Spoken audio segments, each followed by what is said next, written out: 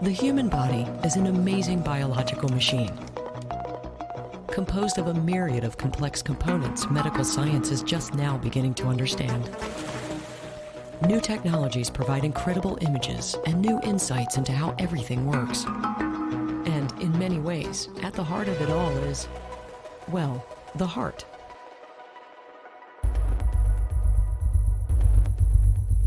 But heart disease is the #1 cause of death worldwide, killing more than 8 million people each year. Cardiac infarction, more commonly known as a heart attack, can happen without warning, killing heart muscle cells immediately.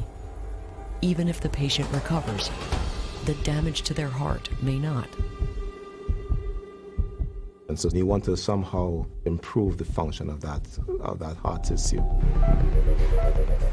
So all around the world, researchers are determined to learn how to fix a broken heart, exploring multiple paths of inquiry to innovate new bioengineering methods, even developing the technology to print a new heart.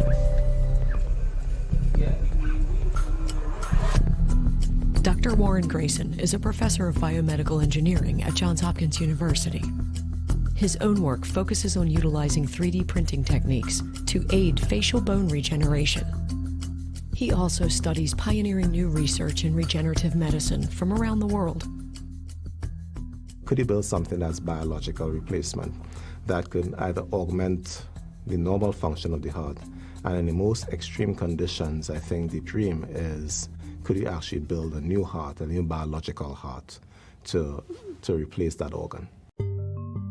This is a reconstruction of our circulatory system based on actual medical data.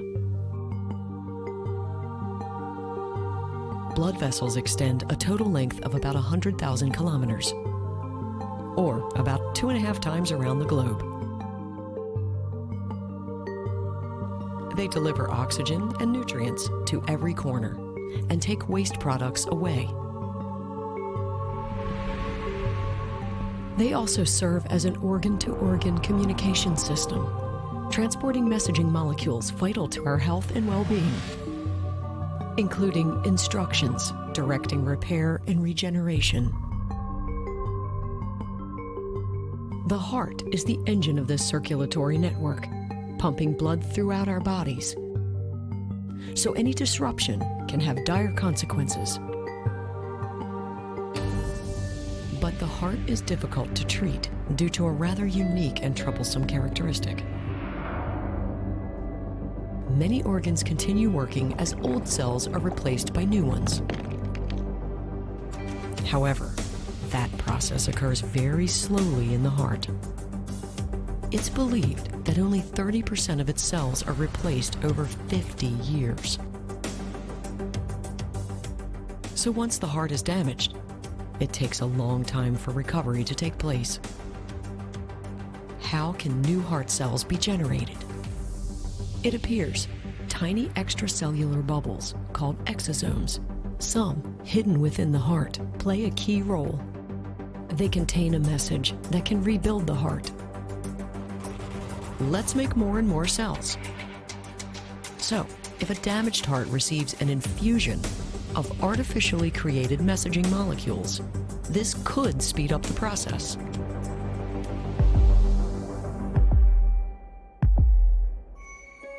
Renowned researcher Dr. Eduardo Marban tested this theory by giving with mice that had experienced cardiac infarction. The results were dramatic. This is the wall of the heart after cardiac infarction. The cells on the right side have died, and the wall has become thin. But in mice that received these additional messaging molecules, the number of cells had increased and the wall had become thicker. Exosomes and their biology have sparked a revolution in our understanding of how things work inside our bodies. If we can take the right ones from a defined therapeutic source, they might be very powerful agents in the treatment of disease in a way that defies all the conventions. while Marban and his team continue their work to address cardiac disease. Elsewhere, researchers investigate other approaches, including the development of lab-cultured tissues and organs. This is Kenneth Chen, a world-leading expert in the field of regenerative medicine. At Chen's lab, he uses embryonic stem cells to observe the formation of one organ almost every day. Here, the researcher adds a certain signaling molecule to an ES cell. It's called WNT. WNT molecules are present in large quantities in dividing eggs. After 1 week, part of the cell is starting to pulse.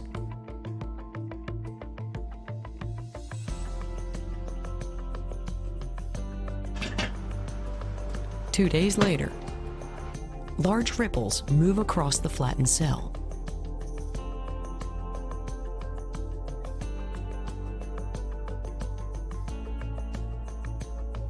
This is the very beginning of a human heart.